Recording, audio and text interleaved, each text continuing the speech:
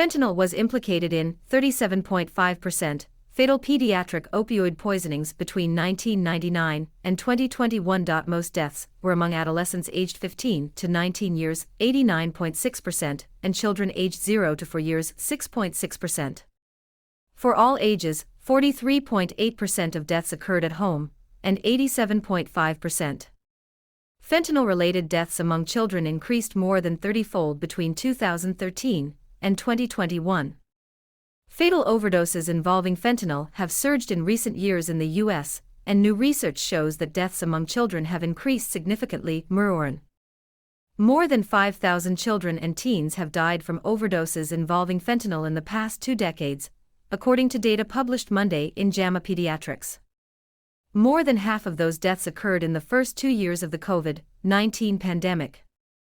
There were about 1,550 pediatric deaths from fentanyl in 2021, over 30 times more than in 2013, when the wave of overdose deaths involving synthetic opioids started in the U.S.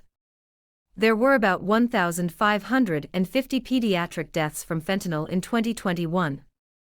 Over 30 times more than in 2013, when the wave of overdose deaths involving synthetic opioids started in the U.S.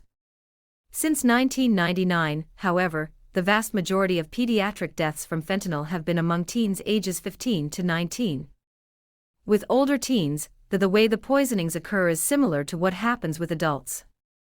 It's recreational drug use, and then they either intentionally taking fentanyl, or it's being cut into the drugs that they're using, said Julie Gaither, assistant professor of pediatrics at Yale School of Medicine, who wrote the new research letter.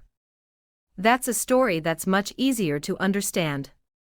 For younger kids, it's harder to get a handle on what is exactly happening inside the home, the most common place that overdose deaths occur, but it's often related to drugs that are left within reach. With fentanyl, it's so potent it doesn't take much for. Take a lethal dose, she said. The number of deadly poisonings among children under 5 had been decreasing since the passage of the Poison Prevention Packaging Act in 1970, when harder-to-open child-proof packaging became a standard for many medicines, other studies have shown.